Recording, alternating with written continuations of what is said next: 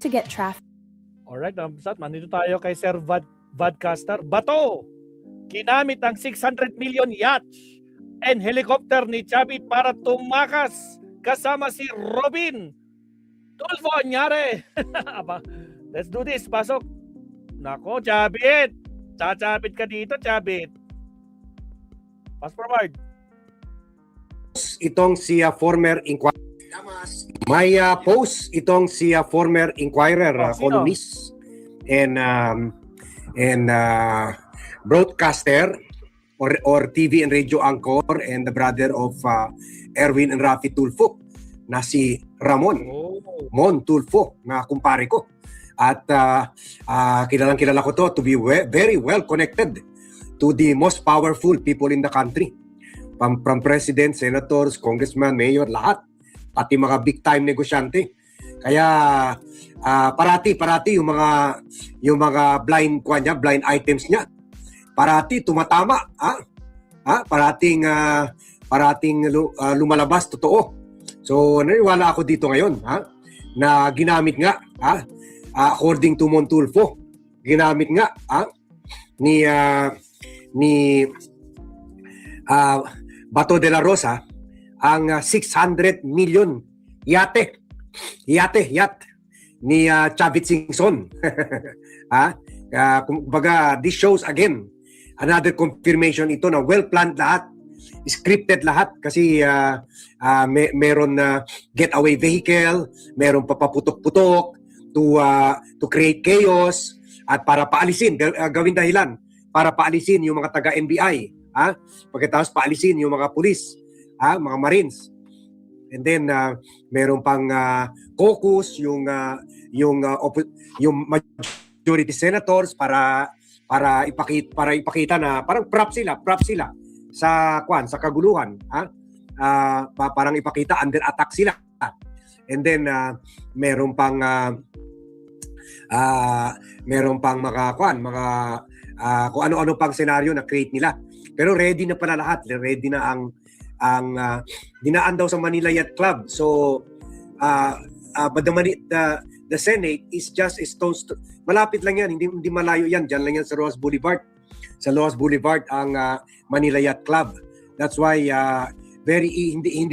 no likelihood na kahit habulin sila, madali lang sumakay sa barko. So eto basahin natin itong sinulat ni Mon sa personal Facebook page niya. Sandali, nawala. Dali, kunin natin ulit. Sa diretso sa pwede nyo rin i-check ito sa Facebook page ni Mon Tulfo. Si Paring Mon, galing-galing, dami niyang well connected talaga siya, O yan. Pwede nyo i-check ito sa post niya mismo. Sabi niya, at i-share nyo ito para mapunta ito kay Palpak ni John V. Cremulya at Melencio Nartates ng PNP. Mapunta ito sa inbox ng mga news monitoring group nila. Sabi ni Montulfo, isang tanyag na politician ang tumulong sa pagtakas ni Senator Bato ayon sa aking Tweety Bird. From the Senate, dumiretso sila ni Senator Robin Padilla sa Manila Yacht Club kung saan sumakay sila ng yate na nagsasabing politician na pumalaot patungong Batangas. So, from the Senate, dumiretso sila sa Manila Yacht Club kung saan sumakay sila ng yate ng isang politiko at dinala sila nito sa Batangas. At ito na ang clue niya sa sino itong politician. Ang yate ay may pangalan, Masarap na Buhay. Sa salitang English, Masarap na Buhay. Mamaya, i-kuha natin yan, i-link natin yan kay Chavit. O hindi yun. May 600 million na yate si Chavit na ang pangalan ay MY Happy Life. MY Happy Life. Yan, happy Happy talaga si Bato. Baka nag-honeymoon na. Pati si Robin Padilla doon sa ang daming mga kwan dyan. Parang hotel talaga yan. Diyan pinasakay ni Chavit Singson yung mga candidates ng Miss Universe. At diyan nag-photoshoot nung in-sponsor niya dito yung holding ng Miss Universe. Ha? My Happy Life, ha? O Happy MY Happy Life, ha? At dagdag pa ni Montulfo, pagdating ng Batangas ay nag-chopper si Batman.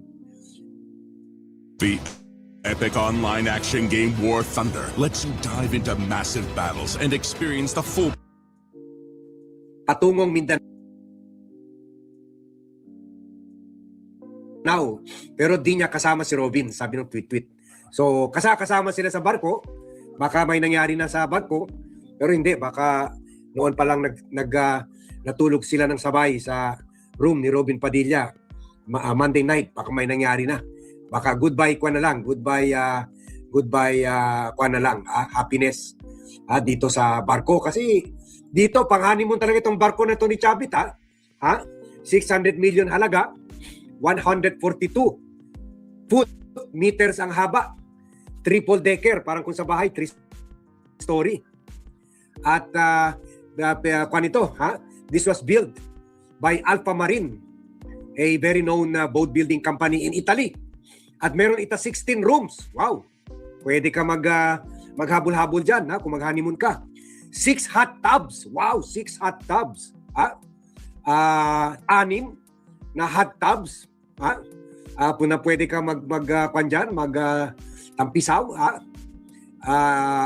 And then jet skis. Meron pa jet ski. Pwede sila mag-jet ski. And accommodate up to 200 passengers for short trips. Ito yung ang nakakahalaga ito ng $12 million or 600 million. At nakilala ito nung dito nag-party yung nag-photoshoot yung mga Miss Universe candidates Pragis, nakamute sa ako. sa 65th Miss Universe pageant sa trip nila to Batangas. Yan. Kaya dapat investigahan ito. Tinanong natin baka meron sa online mga virtual tour dito sa yate na ito. Tingnan natin. May ideya tayo. Maganda yung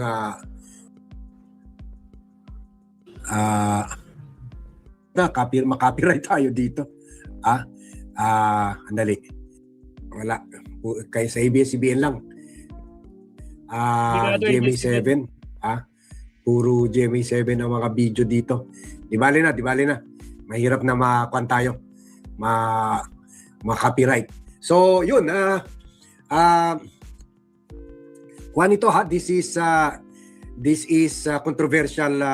This is a very dali, parang meron. Okay, ito Facebook post ng isang party goer na imbita dyan. Tingnan natin, baka may makita natin yung kagandahan ng 600 million vote. Dali. Ni Chavit Singson. Play tayo doon sa music. May music pala. O yan, sa loob, ang ganda naman. Ganda-ganda naman. Wow. Hindi talaga yate, hotel. My goodness. Oh my goodness. Wow. Wow. Pwede talaga pang honeymoon. Paldo. Wow. Kan talaga, enjoy talaga dyan si Robin Padilla. You and me against the world. Tayo lang.